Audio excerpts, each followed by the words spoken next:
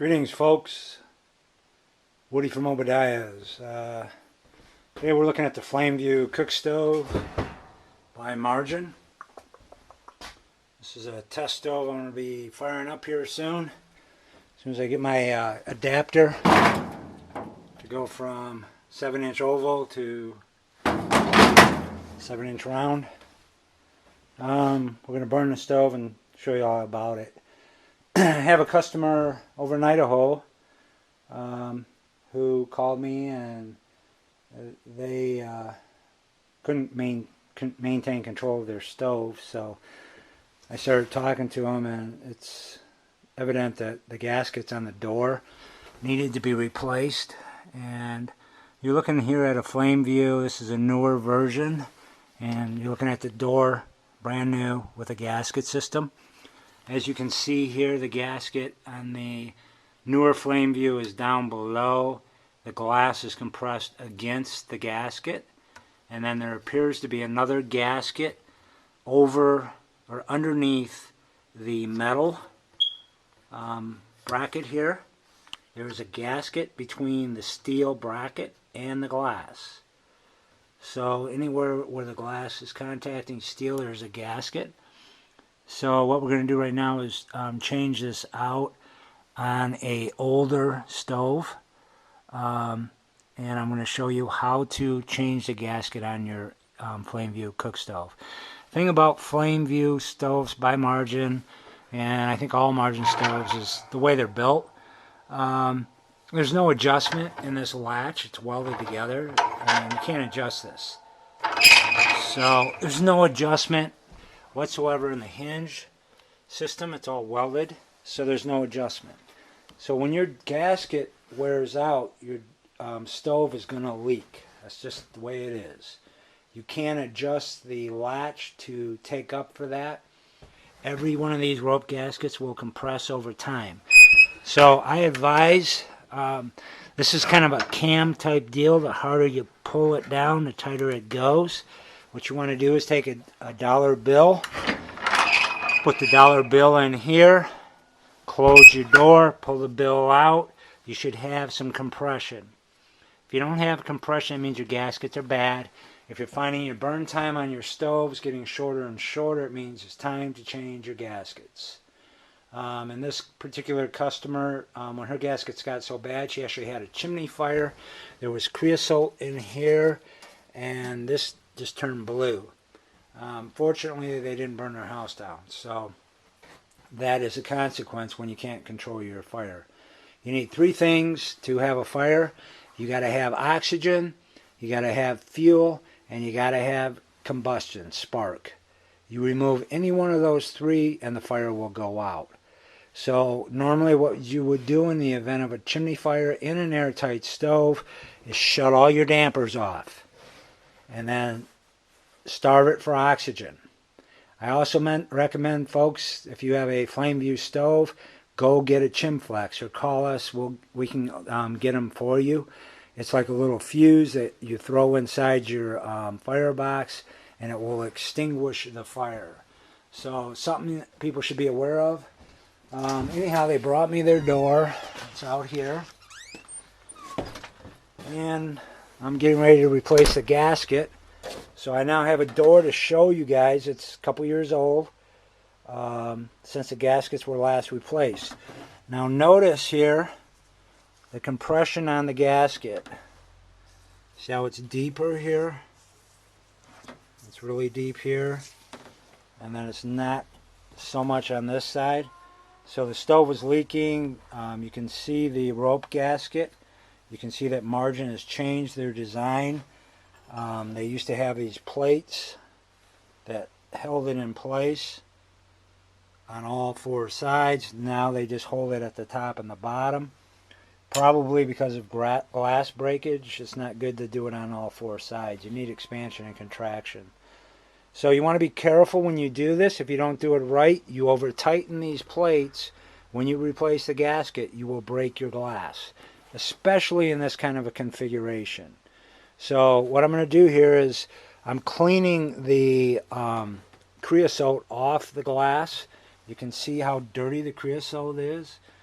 This lady said she just can't keep the glass clean. It won't burn clean enough for her. So she came here. I showed her how the stove operates. She's going to try some ideas, and hopefully her glass will burn cleaner. So I'm going to clean up the glass. I'm going to replace the gaskets on this door. I'm going to show you guys how to do this. So what I did is I already showed you the first round. We put the creosote remover on. We let it soak real good. And then we clean this thing up. It's kind of nasty. You want to get the creosote off before you stick your gasket on. How I'm going to do this door is I'm going to use a gasket I'll show you here in a minute.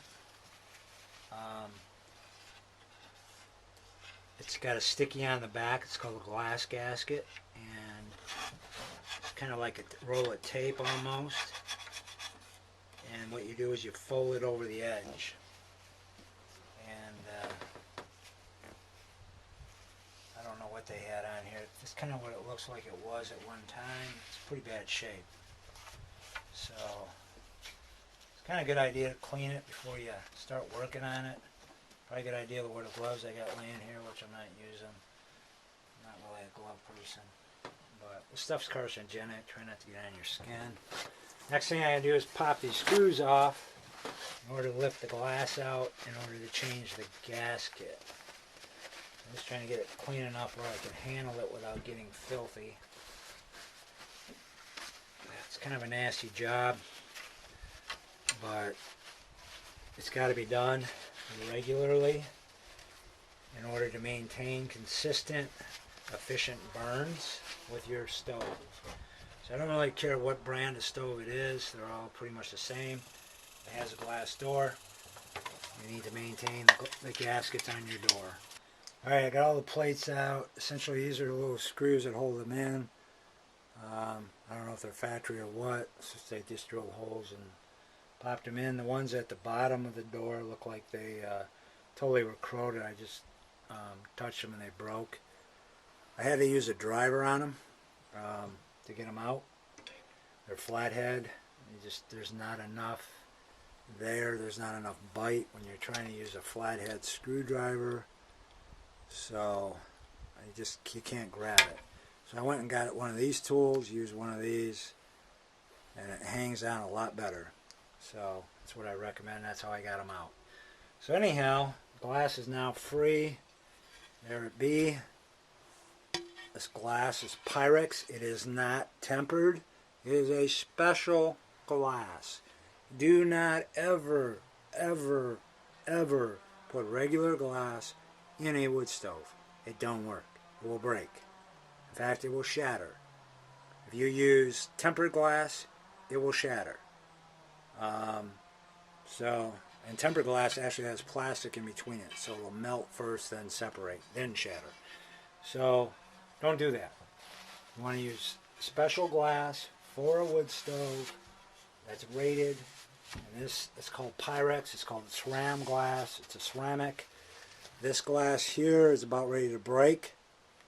See that nick? That nick is where it lines up with a screw. How glass breaks is if it can't float inside your stove. It expands and it contracts. It has to have room. If it does not have room, it will break. That's simple. So when you do it, make sure you allow for the expansion and contraction.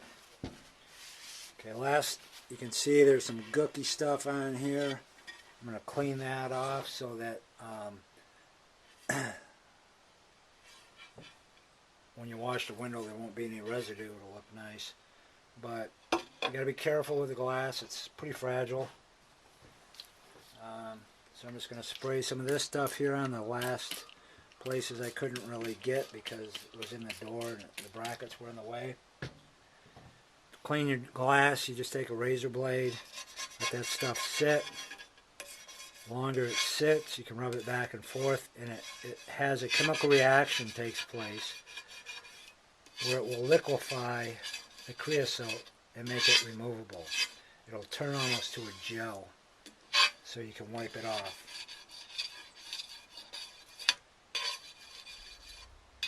Remember, the key to installing glass is to allow for the expansion. You never want metal on glass. If you do that, it'll break.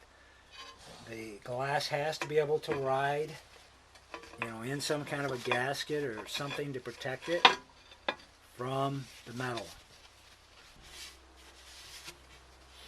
Okay. So the gasket I'm going to use is a glass gasket. This is a gasket that we're replacing. As you can see, it's pretty gone. So that's the reason you want to replace your gasket. If your burn times are getting shorter and shorter and shorter, it's time to replace some gaskets. So I'm going to show you how to do that.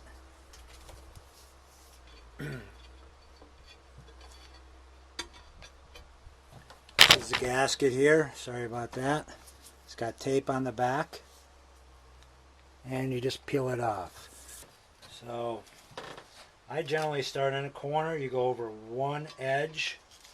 Hopefully you can see that, and you're going to wrap over the edge. So you go from corner to corner. And the reason I do that, I don't know if you can see that breakage there, but just to prevent that from happening.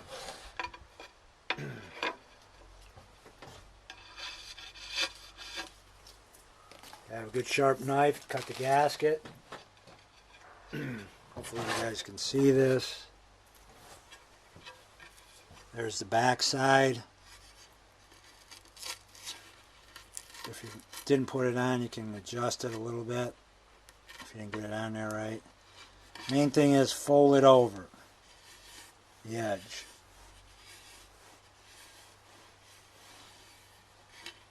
That's what you're trying to do here. So the gasket goes all the way over the edge. So I'll do another one. Now when you get to the other corner, try not to overlap. You want to just go edge to edge. You don't want to overlap anything. You don't want, everything wants to be the same size. If you overlap on the corners, actually on this one we can, but sometimes you'll have a bump, and then that'll be your high point, and then the gasket won't seal properly. Now, what I would have preferred to do and what I would have done had I had more of this, I'm short, I got to get some more of this ordered. Ideally, what I would have done is put a gasket on both sides. So if you're doing this, order enough gasket to do both sides. It would be better because it's wider than just this little edge. So the other thing is you want to make sure that this edge is clean. So when you set your window down, you're on a clean surface, not a bunch of junk like there is in this door here. You know, if it's not going to be against the steel, it's not going to have a good seal. Now, probably the most crucial thing of the installation on this, though, is not so much the gasket, it's how you tighten it up. So, and where you position the glass in the door. Drop that in just like that, and it moves. I don't know if you can see that moving around. You want it in the center. Don't push it against one side and one side. When you tighten it up, it'll break. Get it in the center. Position it right in the middle. And then what I'm going to do is I'm going to cut little strips of gasket and put on the back side of this to hold it down. Because when I hold this on here, literally the steel on the door is higher than the glass. There's no way it's going to put any pressure whatsoever on it.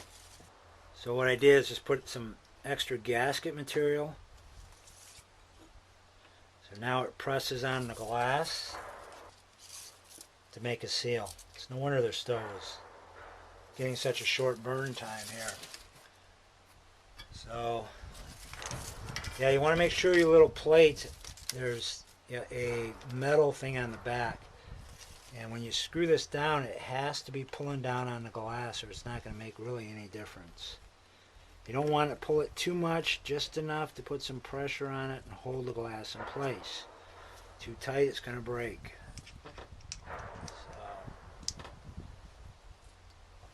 So anyhow, that's what you do. You just go around and put the brackets back in. I'm running out of time here, so I'm going to cut this short. This is Woody from Obadiah's. Bye.